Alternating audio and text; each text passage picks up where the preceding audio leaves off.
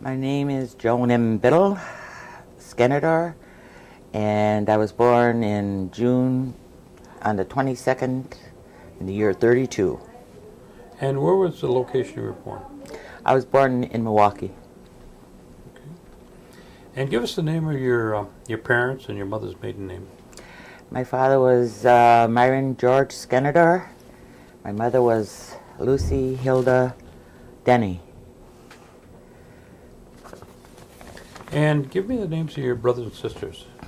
Oh, starting from the oldest, I have a brother Ronald, sister Lorraine, a sister Donna, myself, a deceased brother named Kenneth, and after Kenneth, Myron Jr., Annette, Wayne, and Joyce. And where do you fit in that whole scheme of things? I'm the fourth one, oldest. Okay. And were all the family born down in Milwaukee? Yeah, all my sisters and brothers. Okay. Now, tell me the name of your grandparents on both sides. Thomas Skenador and Zeppa Metaxen on my father's side. And I can't remember, my mother never really talked about her family. So I got them all on paper, but I can't remember. Okay. But it was my father, I'm involved with my uncle Chapman, so he tells me a lot of his side. Now, where were your parents? Were they born in Oneida or Milwaukee? They were born in Oneida. And was they born at your grandfather's location at home? Yes. Where would that location be? It's on your father's side now, right? On my father's side, I don't know. They didn't. You don't know tell me where where that grandma's and grandpa's house would be? Yeah, Thomas. I don't know. They had a lot of land, I know. And I really don't. They never really said, Do you remember anything about your grandparents? Nope, they were, both my grandfathers died when my mother and father were real young. I think my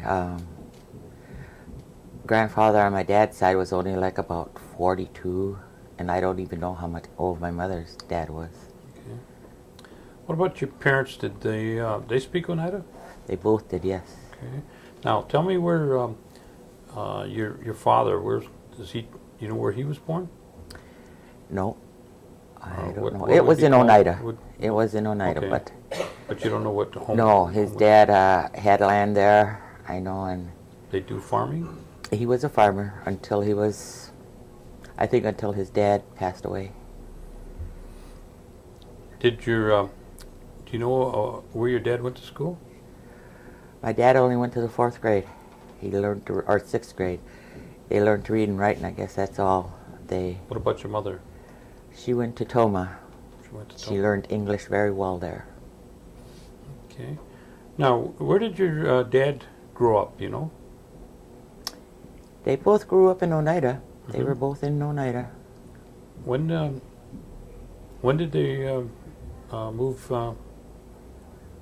down to... My mother still wasn't married to my dad yet. When they moved, her mother moved them down here. And I think my dad worked on the boats. Oh, this is what I've heard. Sure. He worked on the boats, and they met down here. About what time would that be? What year? Yeah. Probably about 1927. It was right around the Depression time, a little after. Right, right. My dad was on the boats, but when he started a family, he worked for a waste paper company in Milwaukee Waste Paper Company. Now, you said he was on the boats. Does that mean he was on the boats, or did he work at the docks? All I heard was that he was on the boats. He was on the here. boats. Huh? Yeah. Okay. That's how they got to Milwaukee. And it seems to me, well, I must have only been about 4 or 5. That I can remember 2 grandmas, but they both died. I remember that. I can remember the doctor coming in because I was scared of him, that doctor. We'd always run and hide, my 2 older sisters, and take my little brother with us. But we were scared of the doctor. I don't know why. And that's when they still made home visits. And I can remember my mom and dad going a couple of times, and I think in a 1 year, they both left. You know, and they probably, because my grandparents died, they took them back. Both grandmothers are buried in Episcopal Cemetery up north. I see. Were your grandparents Episcopal then? Nope, my dad's side was Methodist, my mother's was Episcopal. I see. Okay. Now, you're saying your dad worked on the boats and then he went to work at a waste basket company? Waste paper. A waste paper. Yeah, and where's that located? at the time, it was probably on North 1st Street in the city here. 'Cause I was only like about 6 years old, and I remember him. Well, I didn't know the address or anything, but all I knew is he worked for a waste paper company. And what about your mother? Did she work out or? Not until the war. She went to work for, it's a ski outfit now, I can't remember the name. All I know is she went to work then, but she didn't work before that. Okay. And your dad at that time, during the war, he was working at the waste paper company too? No, he worked in a warehouse, trucking warehouse, started to work there. Do you remember anything about the war years? Oh, sure, I was 10 then. Tell me, what do you remember during those times? Well, we used to live on a busy street. We lived on the north side when we were first like 4, 5, 6. Then my mother and dad moved us to the south side. And we lived on a busy street, and there was a North Shore line. We used to call it the North Shore line. Travel from here to Chicago. And there was always sailors on there, you know. And my mother and dad had a tavern. They must have bought it probably in 1944, or rented a tavern there right on that corner. And I can remember, you know, we'd go down and clean for them. My dad still worked, by the way. He was still working in the warehouse during the day. And my mother, well, we were all pretty already in school, except my 2 youngest sisters. There's about 10 or 11, sister and brother. There's about 10 or 11 years between us and them, so she worked at that time. And then she just started tending bar downstairs. She didn't work. What was the name of the tavern, do you remember? Max and Lucy's. That was on the south side. On 6th and Bruce. Okay. South 6th and Bruce. Okay. Now, the neighborhood that you were in, were there other Indian families around there? Yes, it was, the downstairs it was a tavern, a dance hall, you know, with a tavern. And then there was a bakery and a grocery store there, and there was 5 apartments upstairs. And there were 3 Indian families that lived in there. All 3 in this one. Each apartment right next to each other. And what about when you went to school? Was there other Indian families around that area? no, there was just us. Just you? There was a bunch of us kids. What's the first school you remember? Lee School. I went to kindergarten there on the north side. What's the name of it again? Lee School. Okay. I was in kindergarten there. Okay. They didn't have Head Start or anything. I was about 4 years old. They used to take me in at 4 years old. And I think I went to 2nd grade there. And then when you came to the south side, where'd you go? I was just about going into 3rd grade. And where did you go to school after you left that school? I went to, it used to be a girls' technical junior high. And in this time I was having a lot of health problems with like my ears and my throat. And I think I went to 10th grade there, And then I got really sick, and my dad put me in the hospital. And they took my tonsils on them times. You had to stay out like 10 days or 15 days. Well, I got so far behind in school, there was no help like they give you now. You just had to either come back and catch up, but I could never catch up. So then I quit. I was 16. I just turned 16. And then that next September, when I was 16, I went to what they call vocational school here in the city. And I went there one day a week and worked. I worked in a dress factory. So. When you finished the tech school, where did you go? I was out then until summer. I probably was in what they call second half of 10th grade. Then I turned 16. So then in that September I went to vocational and worked. So I never went back to school again until I was about 55. Then I got... What kind of work did you go into after you left school? In dress factories, I was on the power machines. No, they wouldn't let me on the power machines because I was too young. I did just like packing and clipping strings off dresses and, the stuff they were selling or shipping out. Then after a while while I was in, with that one day a week, I took power sewing.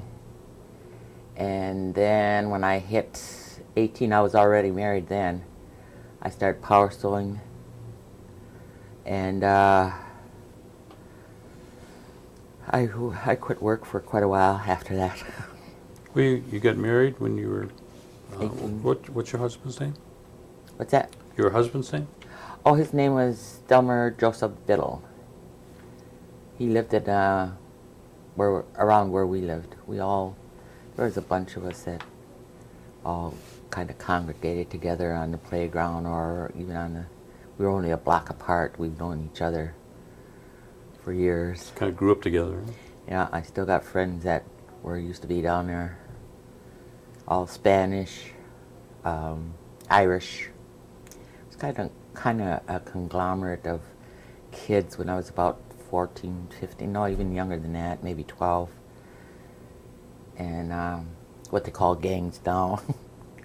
Well, we were a gang too, but not like they are now. Yeah. So.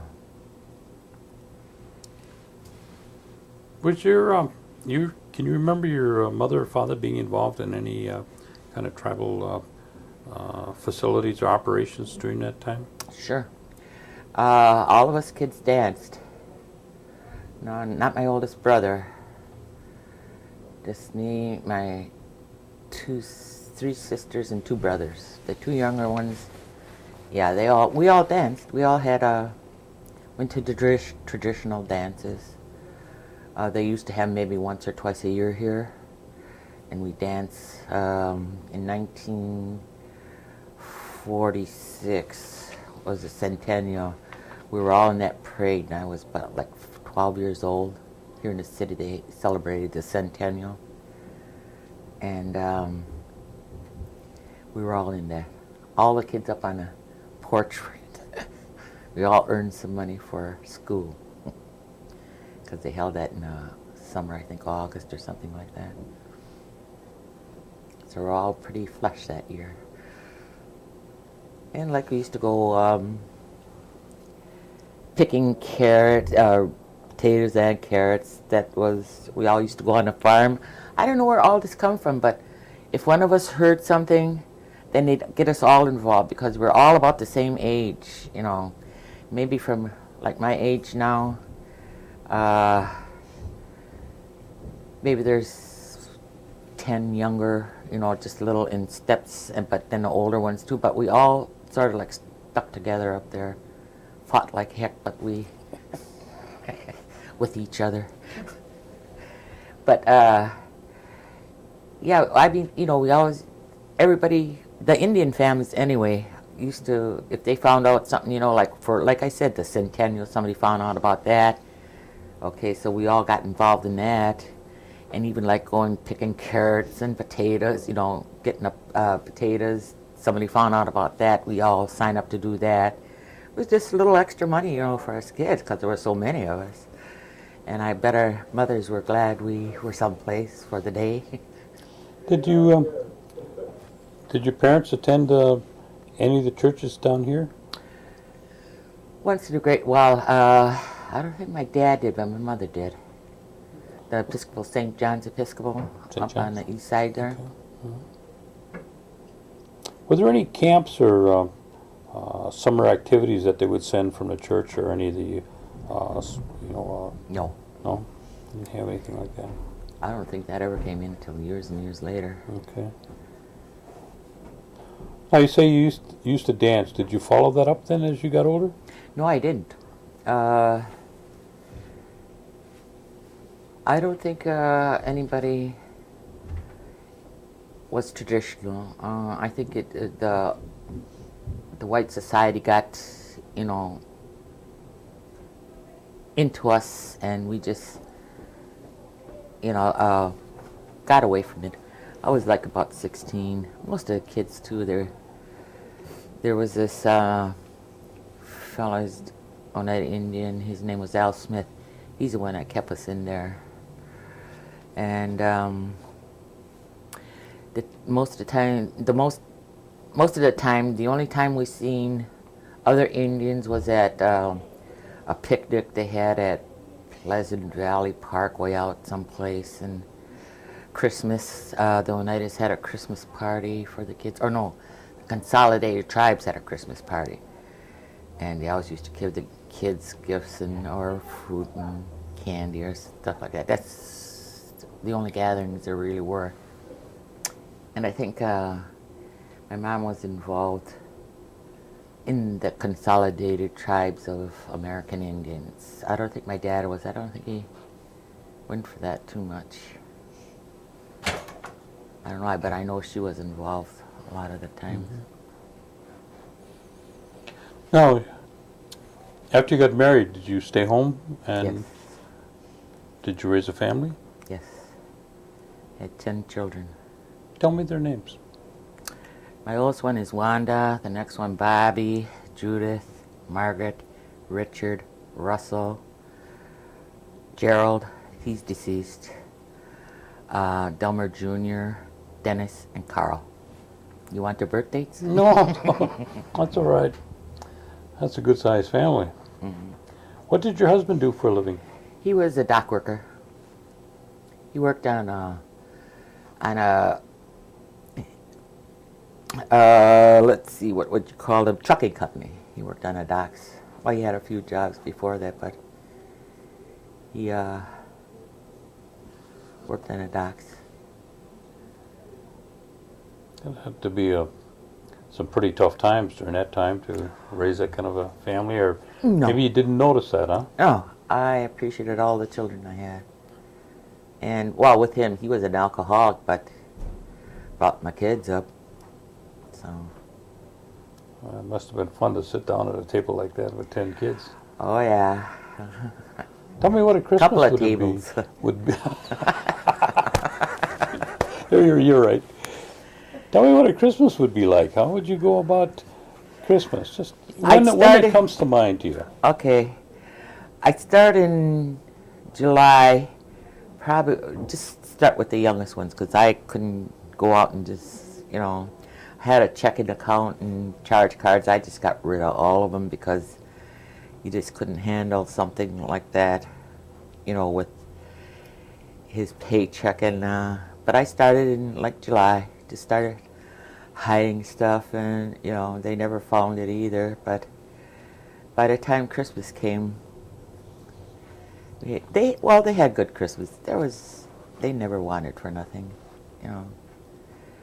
and the only reason that is probably because he always gave me his check. He'd bring his check home. Then he'd go out after that. He was a bartender. Probably the only way he could get money to drink was bartend himself, so that's what happened.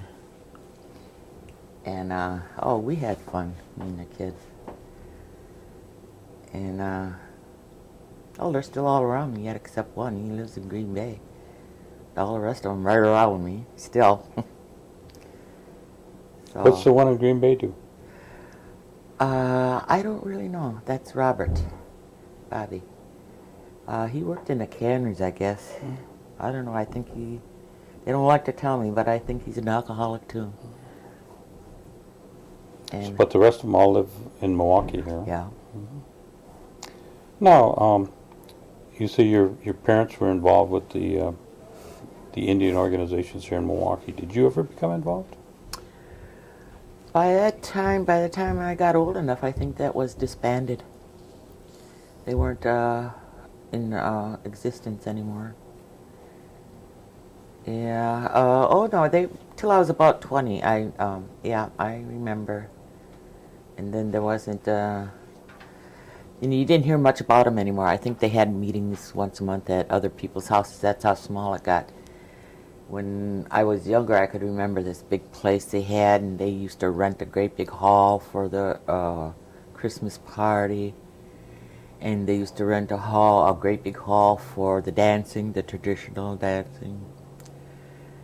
But as I got older, it just slacked off, you know.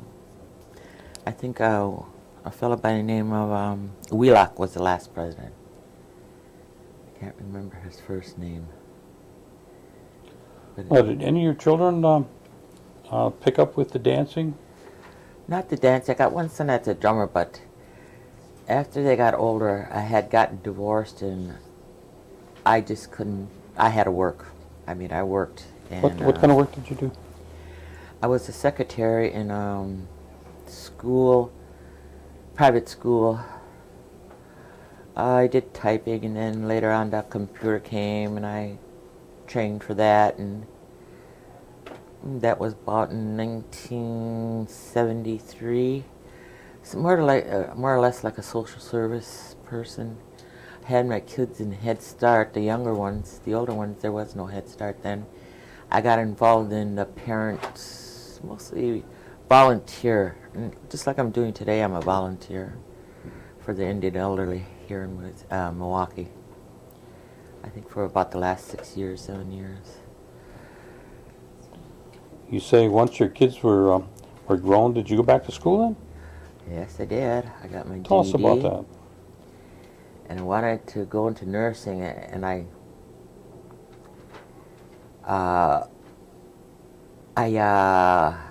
went through my GED so fast I thought I was so smart. But there was like about 35 years in between my quitting school and doing this GED, but I'm a reader. I read a lot. I read everything. And I tried to go into the associate degree for nursing. I was a complete flop. And some of the stuff I got, but I mean, like algebra, I just couldn't get. I don't know why I even had a tutor. I went for a tutor. I just could not get algebra, and you need it. So then my mother got sick. She was kind of sickly before that, but she had to go to the hospital, and that was the first time she was in the hospital. She was, 70 years old then? Except for having some of us kids. She had some of us at home, but with diabetes. Then I sort of more or less kind of, she had moved up north then, but I was going back and forth every week. I'd get the kids, come back on a Saturday, get them ready for whatever they had to do.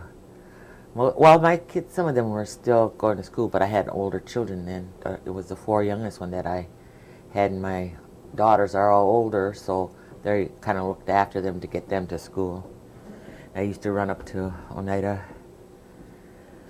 until she got better, and then her husband, she divorced, her and my dad divorced. Probably in around 55. And she remarried again, and her husband was sickly, and I knew, we knew she couldn't take care of him, so my other sisters and brothers helped her, with me. We'd all take turns. because she didn't want him to go to hospital or, till he got so sick they had to put him in the hospital. And, he passed away in the hospital then.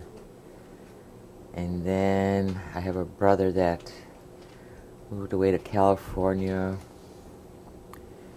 probably in 1956 or 57, and he came back. My dad was still alive, too. And he lived about a year after my brother came back, which was in 1972 or 73. And then he passed away. And then my brother went to live with my mother up north. She had moved up there permanently. And then he'd go off on her once in a while. I mean, she wasn't really bedridden or anything, but he'd just get tired of being in the house. Then I'd have to run up there. And I was telling my sisters and brothers, I'd say, hey, I said, aren't we taking turns anymore? So then... Well, all your children were, you still had some younger ones yet at home? Now? No, at that time. Oh, yeah. Mm-hmm. And then, Just the 4 youngest ones. There's about 4 years between 4 years between Gerald and Russell. And I think right around Carl was 3 years old when I got divorced, yeah. And then I just, my kids, the older ones were almost out of school, the 3 older ones. did you go back to school then? No, I took GED at Indian Manpower. Yeah, but I mean, after you went to the... Oh, yeah, I went to vocational school for the associate degree, which I failed miserably. Yeah. Then my mother got sick. But I mean, I thought, you weren't going to school before you started with this grandparents thing then? Or the elderly program? No, my mother got sick probably in July of 1980, something like that, 1978. No, she died in 1978, so it must have been about 4 years, 74. Yeah. When did you start with this, you mentioned you're working with the senior grandparents or with Senior, the Indian Council of the Elderly. Yeah, when did you start that? About 6 years ago. Oh, tell us. My sister was... What is that all about? My older sister Lorraine was in that. They're elders from all the tribes that congregate on Tuesday and Thursday. Where do you meet? At St. John's Episcopal Church on 26th and Mineral. Okay. Tuesday and Thursday, is it? Yeah. Okay. From 11... Well, we have lunch from 11:30, but they can come anytime they want in the morning, and then they play bingo. They got to have their bingo. Even today, we had their painting where we usually have our meals, and the Indian Community School offered us their place to feed the elderly, and they played bingo. They were playing bingo when I left. They want their bingo. I mean, even if it's 2 days a week. We tried to expand it to more days, but the funding is just not there for us. They've been in since 1971. That's a long time. And, yeah, it started Marlene Silas Weissrock. She was Oneida Indian. Her and a group of other people felt the need to feed Indian elders. Yeah. And then we got grants from the Office on Aging. And then we got this place here where they're at now. They've been there for about 13 years, 14. And you're the coordinator? No, I'm on the board. I'm vice chair of the board I see. of ICE. We're in the process now of suing the city of Milwaukee. For land, we're trying to build. We got grants from HUD to build a 45 unit elderly housing, and we passed through not the Common Council, but one of the committees there passed us through, and the Common Council refused it, but there was things said about Indians and things, and we're going on prejudice. That's why we're suing the city. Our trial comes up in December. We've been fighting this for the last 4 years.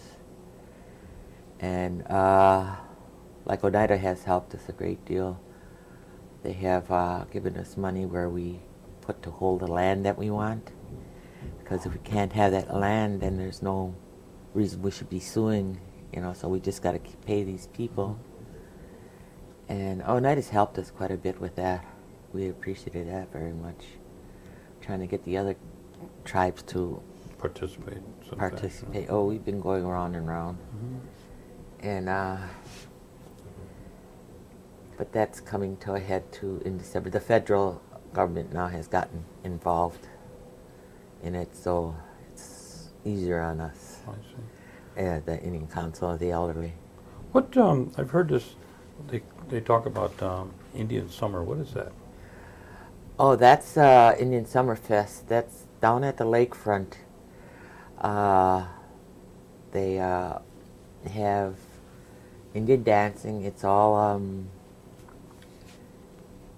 it's competition, and they have a whole gamut of the tribes from the state, or maybe even out of the state. I really haven't seen any from out of the state, with their crafts and things, and environmental things, and like I said to my grandchildren, I said, well, if I want to see some of my friends, I have to go sit over on the other side there, because there's a certain part that you can't drink. I said, I have to go sit over here and at least say hi to some of them. So I just sit by the Miller stage and watch them. I sit near the bar because they all go on this one side. The program that you're with, your vice chair, do they work in conjunction with the Summerfest at all? No, the Summerfest, Indian Summerfest provides us with a stand. And what we usually do at that stand is just informational. And my sister Lorraine that moved back to Oneida, she used to be the quilt maker for the Indian elderly. And we'd raffle off quilts, the quilts she made. Now we're getting into crafts where we want to get a lot of the elders involved in beading, or I kind of thought, well, beading, I said, I used to do that. My mother was a good one for beading. She didn't even have to have a pattern. She'd make her own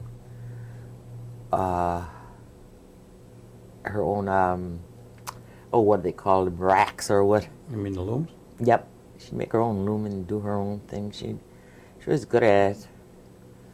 And we learned from her, but I haven't done it. Well, I didn't really have any time to do it when I was younger. But now I don't know if I can see to do it. It's You hard know what to- I'm saying? It's hard on the eyes. I said you have to, if you want them to bead or anything, you have to have something like a magnifying glass on. I said, because I know with my sister, she beads, and she has to have that. So I just throw out these suggestions, and they look at me, but they'll find out if they don't do it. So I know elders can't bead. You said you bead. Did you have any other hobbies that you did? Reading. Reading and I read a lot. In fact, I just got through with the Jim Thorpe story. oh, did you? Yeah. I was up in Hayward. Did you go for the medal ceremony? Yes, I You did. did. Tell me about that. I missed that. They just in the book. It wasn't the Olympic Committee that took his medals away. It was the AAW, Amateur American, or was it WAA? I can't remember. Whatever it was not the. They're the ones, like for Jim Thorpe, they sent to in Stockholm to them to take his medals because he said he was playing professional. And it wasn't Stockholm that took it; it was the AAW here in the United States. And you were able to go so to the now he ceremony. got all his medals back. Beautiful, they're beautiful. And they told a story about him. He had 3 brothers and 1 sister. All the rest are ill, I guess. They were there. I guess his mother was Sax Fox. His father was Irish. And but he never, I guess he did the Indian ways, the father. That's how he probably, that's how he was brought up, is the Indian way. But his father did it for him. Do you participate in any other programs, Indian programs in Milwaukee? No. When my children were young, I volunteered Head Start, where we lived. I was always volunteering in the school. I was in Vista. That's a volunteer in housing. I mean, I just had a lot, Well, it sounds like you're still pretty busy, even though Yeah, you're retired. I am. I visit 3 seniors. I call them my friends. A week, and then I work 2 days a week, or volunteer 2 days a week at the Indian Center. How many grandchildren do you have? 27. 27. We And- won't ask for their birthdays either. No, okay, you want me to name it? And I got 7 great-grandchildren. Oh, wow. So you got a house full when they come around, huh? Yeah, well, they do more help. I don't do nothing. My boys come over and they help me. All my girls, they got their own family. Most of my kids aren't married. Just the girls are. The boys, I think 1 or 2, I can't remember anymore. But Do you remember when you were young, did they ever tell you about you receiving a check for 52 cents a year? Yep, my mother. She used to save that for Christmas, I remember. You know what you would receive that for? Nope. My ma didn't know either, I don't think. Did they ever talk about the New York land claim? I heard about it when I was young, and my mother used to talk about it and say that there were elders here back in 1930s, trying to get that into court from the city. It seems like to me that they were always trying to fight to get that into litigation. That's what it was. She said into court, but then after a while I learned it was litigation. Okay. Did your mother and father ever participate in what they call Hoyan? Yes, they did. They did that in Milwaukee too? That's with the donuts. Mm-hmm. Oh, okay. I remember making them for my mom. Mm-hmm. Okay. Day after Christmas or day before, I can't remember. But all I know is she had a cup and the vanilla bottle. We made the holes. That's the older kids. John, what kind of advice would you give to the younger people coming up? Get an education. They have to think of themselves, for themselves and of themselves. They have to have an education to help themselves. And try to stay away from the drugs and the alcohol. I know it's hard because I have admitted that one of my sons are alcoholic, and I'm pretty sure some of them are. Their dad was an alcoholic. But I think the most important thing is an education. I mean, I went back when I was 55 years old. I didn't make it, but at least I tried. And you went, you tried. Yep. Yeah. And that's what they got to do. Good. That's what they got to do, try. Okay. What does it mean to you when a person asks you, what's an Oneida? What's that? What is an Oneida? What is an Oneida? You're an Oneida, right? Uh, What is that? I think Oneidas are leaders. And they have to show they're smart, they're bright. And that's what I'm saying about kids. They're smart and they're bright too. They just gotta get that incentive to learn. You know, Oneidas pick up on it. I'm involved with all different tribes, but I think Oneidas are the smartest people in Wisconsin. They gotta use their smarts too. Good. Well, I want to thank you, Joan, for Okay. sharing these stories with us. Okay. And